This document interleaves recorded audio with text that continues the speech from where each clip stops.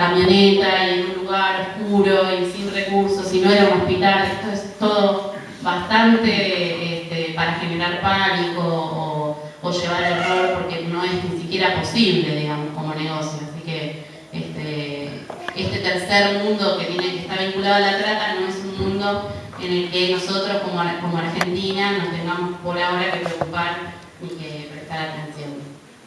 Bueno, ahora me gustaría, por ahí si tienen alguna pregunta, creo que hay 5 minutos, ¿no?, para preguntas.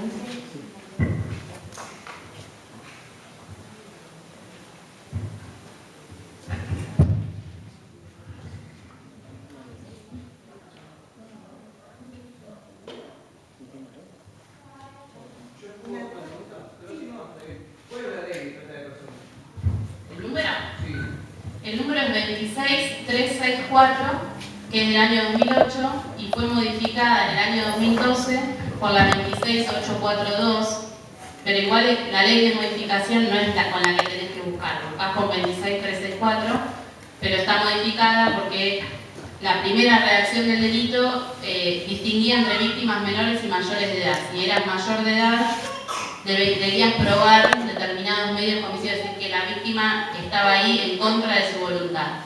Y para los menores no había que probarlo. Ahora no hay que probarlo en ningún caso, porque se entiende que esto que les comentaba antes, que hay en contra la voluntad, es algo que se construye incluso en la historia de la persona que la lleva a esa situación y de lo que el tratante se está aprovechando a sabiendas, digamos, cuando la va a buscar ya. La mía, en la ciudad de Buenos Aires. La Procuraduría trabaja con los fiscales federales de todo el país. En el caso del general Lavalle, el fiscal federal está en la ciudad de Dolores, es el doctor Curi, y después, digamos, hay fiscalías federales a lo largo del país. En la provincia de Buenos Aires hay 3 cámaras que tienen a su vez varios juzgados que se dividen en el territorio de la provincia de Buenos Aires. Y después en el resto de las provincias, a veces hay provincias más grandes como Córdoba, tienen hasta 4 fiscalías federales en distintas ciudades, y provincias más chicas o menos pobladas, por ejemplo, Chubut, tienen 2 solamente fiscalías. Digamos, la provincia territorialmente es más grande, pero tiene muy poca población. Hola, buenas tardes. Quería saber cómo protege el Estado en esta zona a las víctimas de trata.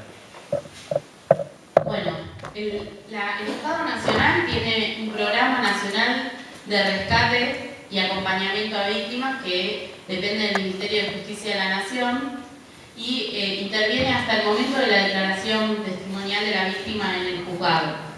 Después de eso intervienen los organismos de asistencias provinciales con un convenio con el Ministerio de Desarrollo Social de la Nación. Cada provincia tiene lo que se denomina el punto focal. En el caso de la provincia de Buenos Aires, este punto focal está en el Ministerio de Justicia de la provincia de Buenos Aires y se llama Programa de Atención para Víctimas del Delito de Trata, que tiene su sede en la ciudad de La Plata y ahora está empezando a trabajar con los centros de atención a víctimas descentralizados que hay a lo largo de la provincia. Si me preguntan por el caso de Lavalle, yo creo que es el centro de atención a víctimas el más cercano, es el de Mar del Plata, me parece. Y en cuanto a prevención, ¿qué se está haciendo en seguridad y todo eso? Bueno, la prevención del delito de trata es importante no solo abordarla desde la seguridad, sino también desde la concientización y la sensibilización. Hay una campaña nacional en la que yo siempre trato de reparar, que es la de Sin Clientes No Hay Trata.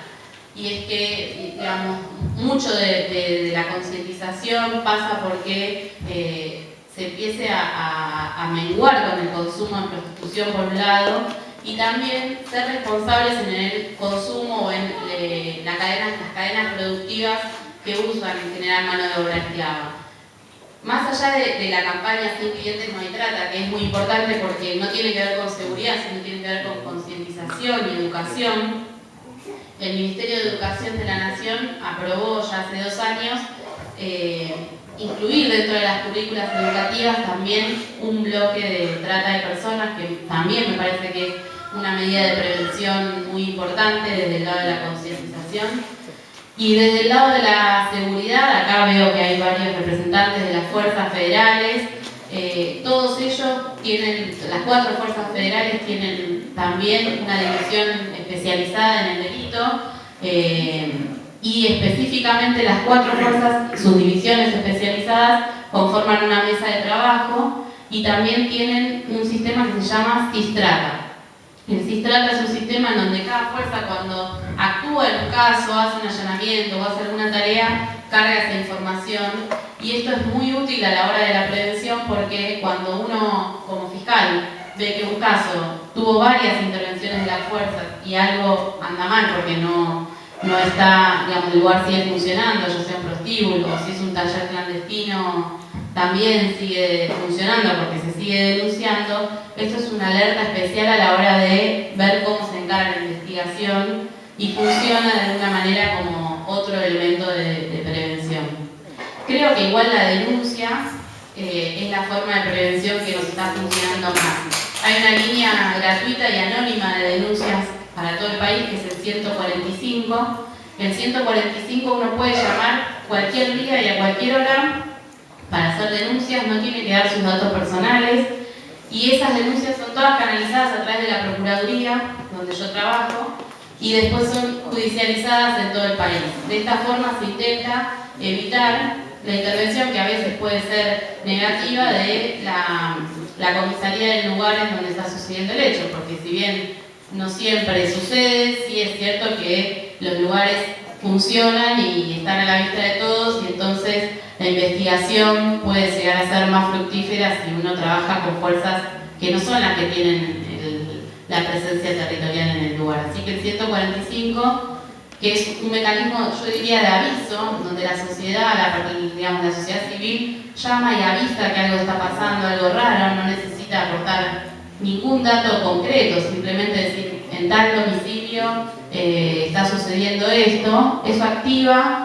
el mecanismo del Estado para tratar de investigar y ver qué está pasando en ese lugar, quiénes podrían ser los responsables, y eso es otra manera de prevención y de acción más concreta sobre el delito. Buenas tardes. Vos mencionaste que tenías una idea de la cantidad de casos iniciados. ¿Hay alguna estadística desde las denuncias que se inician? ¿Cuántas son las que efectivamente se llevan a cabo? Esa es como primera pregunta. Y segunda, si la ley contempla algún agravante para la pena cuando se demuestra que hay complicidad de parte de la fuerza de seguridad y de la parte política, digamos, o es para todos iguales. No. Está muy bien. La primera pregunta es ¿cuántos casos se inician? Yo te puedo dar un ejemplo del último año. En el último año se iniciaron solo en la Procuraduría, a través del 145, más de 1.700 casos. Solo en la Procuraduría. A nivel país superaron los 2.000 casos. Por año esto no era así. Antes del 145, antes de esta campaña masiva de denuncias, las denuncias por año rondaban los 600, 700, 1.000 casos. Te puedo decir cuántas condenas efectivas tenemos en el país. Tenemos 165 condenas, que son respecto de 249 personas, y 800 y pico de víctimas. Es decir, cada caso, ya son 165 casos que involucran más de 250 personas como imputados y afectaron a cerca de 800 víctimas. Ese es el punto final del procedimiento en trata de personas. Hay otros delitos vinculados a la trata, como por ejemplo la explotación económica, la prostitución ajena y la reducción a servidumbre en el caso del trabajo, que no son de competencia federal, como es la trata de personas. Yo les contaba que hay tantas fiscalías. Son delitos que se llaman conexos, pero las condenas de esos delitos nosotros en la Fiscalía, digamos, nacional, no las registramos. Sí, por ejemplo, puedo saber en la provincia de Buenos Aires hubieron en el último año, por ejemplo, en el departamento judicial de Mar del Plata, cerca de 15 condenas por promoción y facilitación de la prostitución. Es decir, cada localidad después tiene los delitos vinculados, pero de trata de personas tenemos esa cantidad.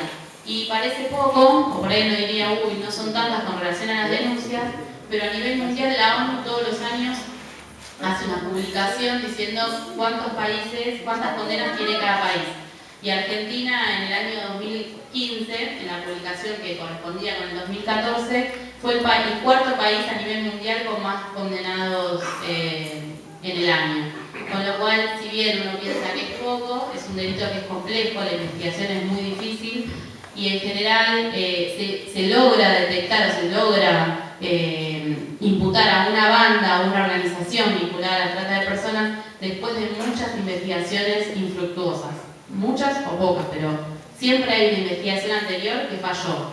Y esto no tiene que ver con que fallen las fuerzas o falle la fiscalía, sino tiene que ver con cómo se consigue la información sustantiva en un caso de trata.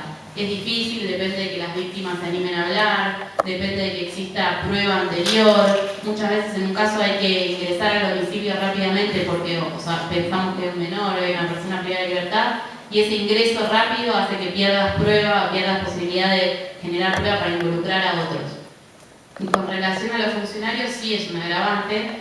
La participación del funcionario agrava la pena del funcionario, no de los otros, digamos. Y después hay otra serie de agravantes que tienen que ver con la cantidad de víctimas, la cantidad de imputados que participan en un hecho organizadamente, el vínculo que hay entre víctima y victimario.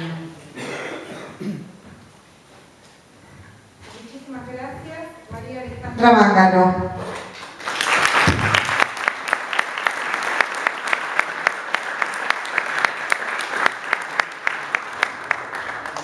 A continuación vamos a dar paso al tema corrupción con Juan Tomás Rodríguez Ponte, director de captación de comunicaciones de la Corte Suprema de Justicia de la Nación, docente de la Universidad de Buenos Aires y autor de publicaciones en el tema. Muchas gracias. Buenas tardes, muchas gracias por la invitación. Para hablar de corrupción, uno no puede partir de un delito específico. ¿Está bien? La corrupción es un problema que atraviesa toda nuestra sociedad, que se manifiesta de diferentes maneras. A mí lo que me gustaría hacer hoy es partir de un breve concepto de corrupción, explicar algunas manifestaciones, algunos delitos a través de los cuales podemos ver graficada la corrupción, estudiar algunas razones de por qué esto sucede y finalmente ver si hay alguna forma de que esto tenga fin algún día. ¿Está bien? Lo más importante o lo más relevante que tiene la corrupción, si uno lo quiere estudiar, analizar, o sea, este fenómeno, que en realidad más que un efecto es una causa, ¿no? Aparece en la sociedad de determinada manera porque hay un antecedente, hay algo que falta en esa sociedad, hay una estructura deficiente, porque para mí siempre es importante diferenciar lo que son las instituciones de las personas, ¿no? En todas las sociedades tenemos personas buenas, tenemos personas malas.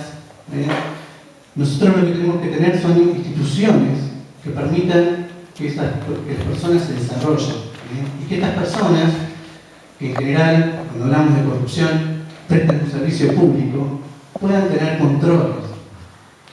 Porque si uno tuviera que definir concretamente qué es la corrupción, es cuando una persona que tiene una finalidad pública, es decir, es una persona que presta un servicio público, es una persona que pertenece al Estado, y como parte de ese Estado, el Estado entendido como el ente que nos rodea y que nos tiene que brindar seguridad, ¿no?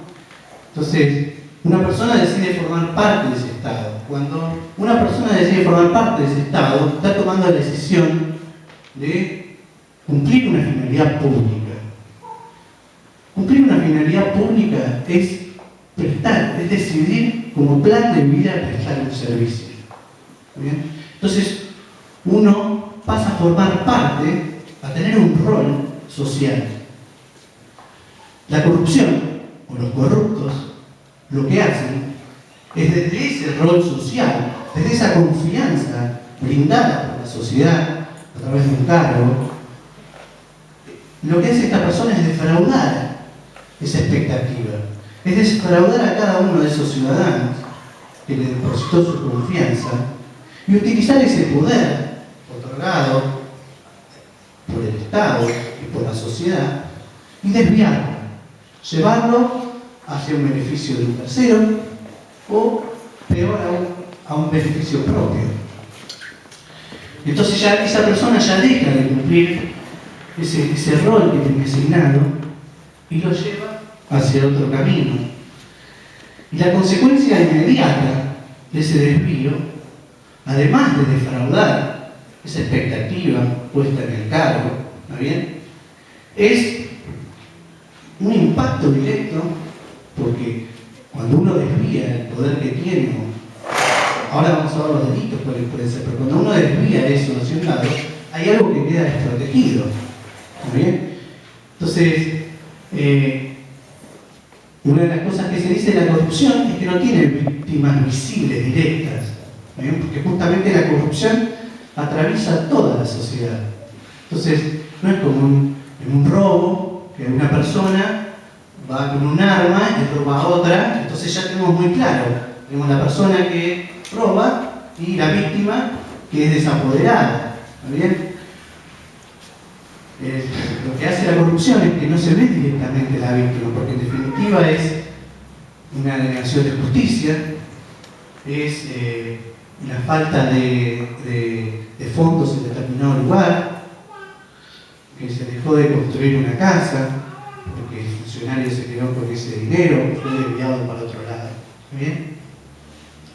Entonces, el Código Penal tiene diferentes formas, o sea, no es que el Código Penal no prohíbe estas cosas. Efectivamente, nosotros vamos al Código Penal y nos explica cuándo o en qué casos debe ser penalizado alguien que puede ser traducido como un corrupto, ¿está bien? Con los términos que motiva la charla. Entonces tenemos desde delitos, o sea, lo que hace el Código Penal es sacar una foto, ¿está bien? Y dice, bueno, todos estos delitos, vamos a hablar un par, no todos para no aburrirnos, pero todos estos tipos de delitos son los que en definitiva afectan, o sea, la persona abusa de esa condición pública y defrauda estas expectativas de las que estamos hablando. Entonces vamos a tener desde un incumplimiento general, lo que tiene la actividad estatal, que está muy regulada, ¿bien? Mal o bien, pero está regulada. Entonces podemos tener un incumplimiento de una persona, un funcionario, y antes de seguir con esto es muy importante esto, cuando yo hablo de funcionario, estoy hablando de todo tipo de funcionarios, ¿está bien? Porque lo relevante más que el funcionario es la finalidad pública de lo que hace esa persona, ¿está bien? ¿Hacia dónde va el accionar? O qué es lo que hace la persona con el poder que fue otorgado. Entonces tenemos esto, ¿no? Actividades bastante reglamentadas y un incumplimiento de los deberes del funcionario público o un abuso de autoridad. Lo que hace el funcionario es incumple determinada norma que guiaba su actuación. Está claro que tiene un sentido que la actividad esté arreglada, justamente porque está pensado para, digamos, ordenar los recursos del Estado o cómo distribuir determinados recursos o que determinadas personas tengan cosas o mismo la justicia, ¿está bien? Que sea aplicada, de qué manera, ¿está bien? Entonces cuando el funcionario se aparta de cómo cumplir eso, incurre en un cumplimiento de los deberes del funcionario público. O mismo, peor, por eso vamos viendo cómo se agrava, ¿no? Peor cuando tiene ese poder y abusa de ese poder en contra de una persona determinada, por ejemplo. Después tenemos otro grupo de delitos, que son aquellos en los cuales el funcionario tiene una relación con los dineros, administra plata, ¿está bien? Funcionario o administra justicia también. Entonces, el funcionario que administra plata, por ejemplo, tiene determinada cantidad de dinero para comprar comprar botellas de agua. Entonces, ¿qué hace el funcionario? En vez de comprar botellas de agua, compra vasos. ¿Está bien? Ella es un delito. ¿Por qué? Y porque justamente estaba reglamentada la actividad, se estableció que ese dinero debía ser para comprar botellas y el funcionario lo desvía y compra por X razones, ¿está bien? Vasos. Esto tiene dos implicancias. Por un lado, las botellas que deben ser compradas, ahí vamos a poner gráficamente, hay personas que se quedaron sin esas botellas y otras personas, el productor de vasos, que fue beneficiado con la compra de estos vasos. Más grave es aquellos casos en el que el funcionario tiene dinero efectivamente para comprar botellas. ¿Y qué hace? Se lo queda. Esto es lo que el anterior era una malversación de caudales públicos. Más grave, el peculado. El funcionario tiene ese dinero y ¿qué hace? Se lo queda directamente. A través de una maniobra más o menos compleja, se queda con este dinero. O se lo entrega a un tercero. Eso es el peculado. Después tenemos otro delito como puede ser las negociaciones incompatibles, que ya por ahí no ha involucrado un valor económico, ¿está bien? Pero el funcionario le aplica a determinado acto que tiene que cumplir un interés diferente del que le ordena la norma, ¿está bien? Y este es un punto importante porque no necesariamente los delitos de corrupción tienen que tener un aspecto económico, ¿está bien? No necesariamente tiene que haber dinero por medio, porque justamente lo que hace el funcionario es ir en contra de la norma, contra del rol que tenía establecido y de los valores democráticos que debían guiar su forma de actuar. ¿Está bien? Y después tenemos, bueno, el delito básico más paradigmático, digamos, de corrupción, que es el cohecho. El cohecho es directamente el funcionario vende su función. ¿Está bien? Pone en el mercado sus actos, lo que puede hacer, su poder, a cambio de dinero. ¿Vos querés que haga esto? Dame plata y yo lo hago. Bueno, está claro ahí porque cómo esas manifestaciones pueden perjudicar varios aspectos, no ya solo la función. Es decir, porque cuando el funcionario asume la función, también asumir una función pública implica una renuncia. Implica una renuncia a determinadas cosas. Uno va a actuar de como lo establece el Estado. Y esto que decía al inicio, a dar una finalidad pública. Entonces, por eso es tan relevante el cohecho, porque directamente, sin ningún tipo de pudor, la persona vende su poder limitado a través de su función. Y en última instancia, ya bastante gráfico en estos días, es lo que es el enriquecimiento ilícito. ¿Qué quiere decir esto? Una persona pasó por la función pública, termina y es millonario. ¿Está bien? Tiene millones de dólares, por ejemplo. ¿Cómo puede ser? Bueno, el Código Penal establece también esto, que si vos pasaste por una función pública, cobraste un sueldo público X, no puede ser que cuando termines el mandato tengas X cantidad de dinero muy extremadamente superior a lo que podrías haber ganado durante todo el tiempo que cumpliste esa función pública. Tiene determinados problemas, porque en realidad obviamente, este delito que es el enriquecimiento ilícito presupone que el funcionario cometió alguno de los otros delitos que lo llevó a tener ese dinero. ¿Está bien? Entonces, lo que se pena es haberse enriquecido sin poder justificar de qué manera lo hizo. Porque si yo tenía un sueldo de 10 pesos por año y después de 10 años tengo 500, hay 400 pesos que no sabemos de dónde salieron. ¿Está bien? Bueno, ahora, esto es lo que dice el Código Penal. Dígame si me pasa. Vamos a la realidad y ¿qué sucede? Tenemos condenas por corrupción muy pocas. ¿Qué quiere decir esto? ¿Los funcionarios no son corruptos? No. ¿Hay pocas denuncias? No. Pareciera que no. Todo los días vemos la tele y vemos que hay casos de denuncias de corrupción. Entonces, ¿qué es lo que sucede? Bueno, esto tiene que ver con el entramado que tiene. Por eso yo hablaba de que, más que una causa, la corrupción es una consecuencia, ¿no? Es una consecuencia de un sistema estructural del Estado deficiente.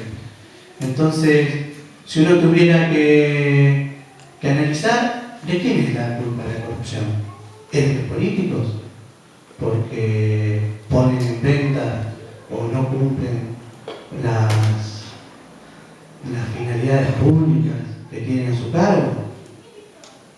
La culpa es de los privados que van y les ofrecen plata a los funcionarios para que hagan determinadas cosas en su propio beneficio, que le arreglen una licitación, una compra. La culpa es de la justicia, quizá, porque efectivamente no persigue esos casos correctamente, teniendo tantas evidencias, en apariencia, tantas denuncias. La realidad es que la respuesta a eso es bastante compleja y las variables son muchas, pero bueno, lo cierto es que existen entramados de corrupción en todos estos tres niveles que yo decía, ¿no? En aquellos que cumplen en la institución pública, en la política, en los privados, en la justicia también. Y también hay algo por ahí más paradigmático, justamente, que lo que sucede es que en esta oposición de diferentes actores es como que son juez y parte se tienen que juzgar entre sí. Entonces el propio político que es denunciado es investigado por la misma justicia y todo pertenece al mismo Estado que es parte de esa corrupción. Entonces, ¿cómo avanzamos con esto? Y ya siendo el cuarto punto.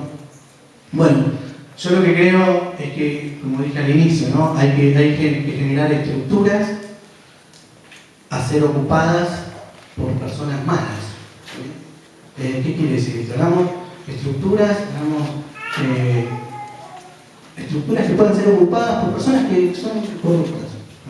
Pensé, digamos, creemos estructuras que puedan ser ocupadas por ellos, de forma tal que después, si vienen personas buenas, mejor aún. ¿Pero qué quiere decir con esto?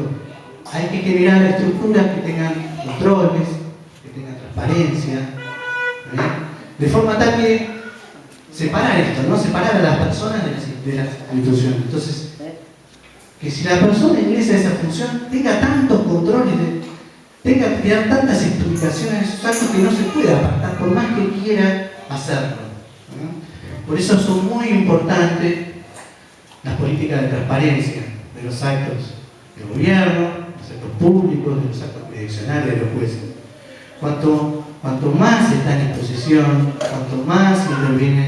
cuantas más personas intervienen en un proceso de toma de decisiones, las decisiones son mejores, tienen más controles y nos permiten llegar a mejores resultados y esperemos que muy progresivamente, porque eso es lo que tienen los avances democráticos, republicanos, son muy lentos, así como muy rápidos cuando son devastados. Entonces, lo que tienen que trabajar son los diferentes actores en tratar de formar estas estructuras con controles, con transparencia, para de a poco ir avanzando y terminando con este flagelo que es la corrupción. Muchas gracias.